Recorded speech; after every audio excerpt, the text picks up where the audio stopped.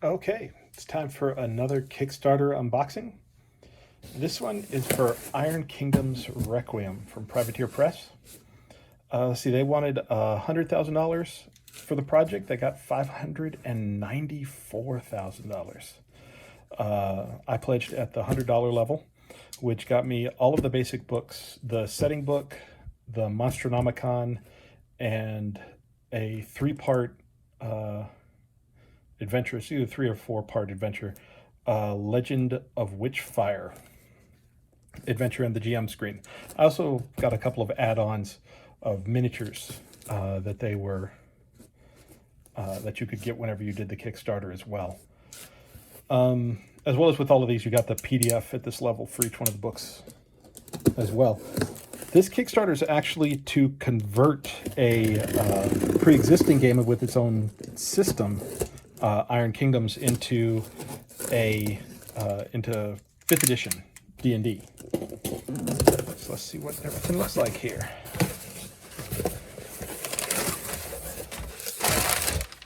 Ooh, all right.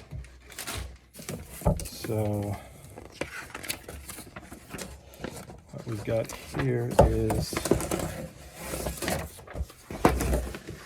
a pretty cool, great big fold-out map of the world, of the setting. The setting for this game is a steampunk, maybe even slightly more of a diesel punk type of environment, where you've actually got big mechs called steamjacks, and but magic and monsters are still prevalent in there.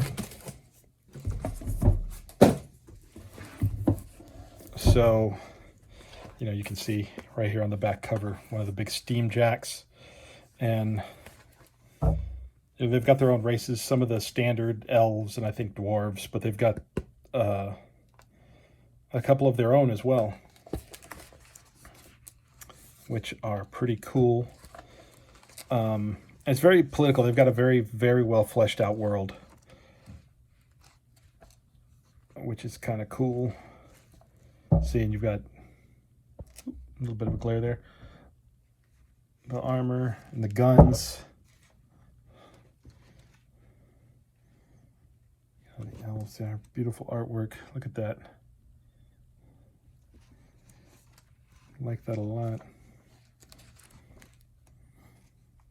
Now, needless to say, guns and flintlocks and stuff are kind of a big part of it, as well as, see, there's one of their races. I can't remember what race that is, but check that out.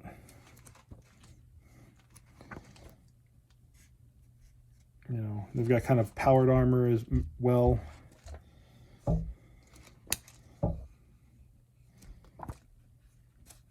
Very cool. So this is the basic book, the setting book. Equipment Mechanica section. Steamjacks. I don't think these are actual characters you can play. They're more like animal companions or familiars. Your character type can control them, but I don't think they're a levelable, playable character. But we'll have to see. We'll have to see. Surprisingly small GM section. Hey, there's the character sheet.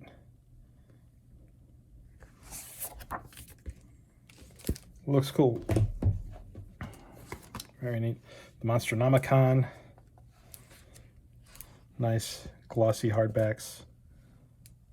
Really cool looking monsters. Like the artwork.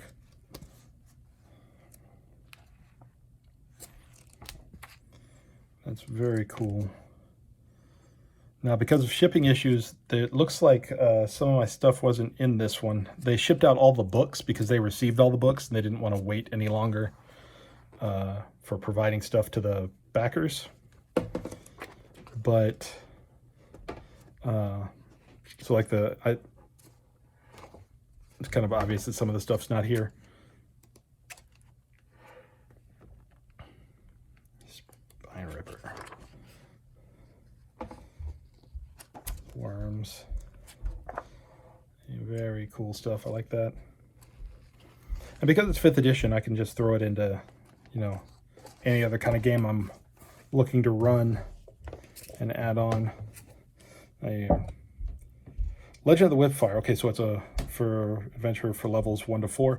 This actually, I had this a long time ago.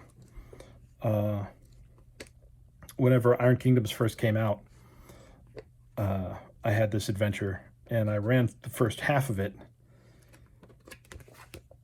in D&D at the time, and it worked, and it was really cool. I really enjoyed it,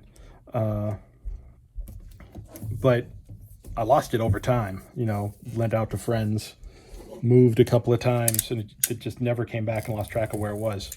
So I'm happy they put it out again as all in one go. So kind of about an orphan getting their revenge on the city that you know, basically, I think, like, killed her mother, convicted her mother of being a witch or something like that. Very cool 4-panel fold out GM screen. Always kind of like it whenever there's something nice for the players to look at. Kind of keep everybody in the mood.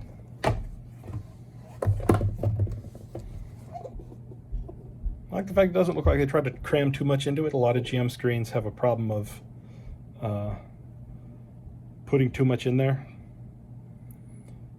So it's actually kind of hard to read because you have to print everything so small. So we'll have to see how well that works, because I don't know what they chose to put in there. Weapons properties,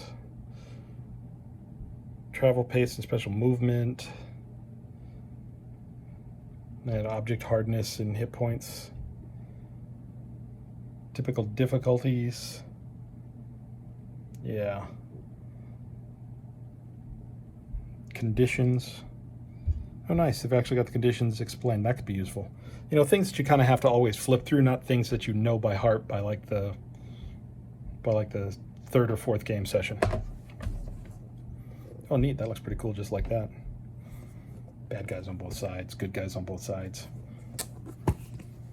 Anyway, so there it is. Like I said, I did add on some miniatures. I'll have to look and make sure that they, whenever I ordered, to make sure that those are being shipped probably later when they receive the rest of it. The adventure, like I said, I really enjoyed this adventure. It's really cool.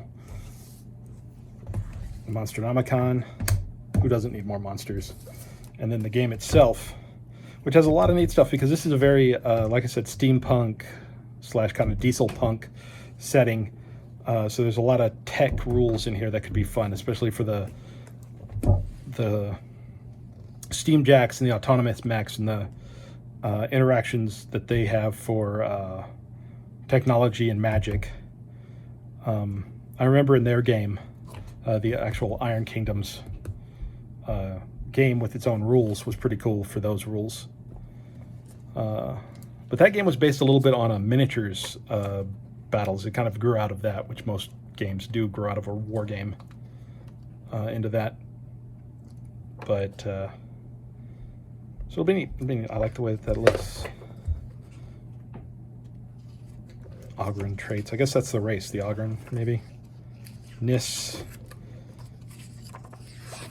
Song. Syrinx.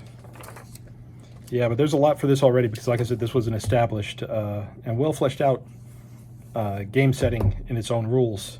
So now with it being in 5e D&D, you know, it should be real easy to find extra stuff for it out there on the internet. Anyway, so there it is. The books and the Game Master screen, as well as this really cool giant, I mean, it is huge, fold-out map of the world setting. All right, thank you very much, and I'll see you around the internet.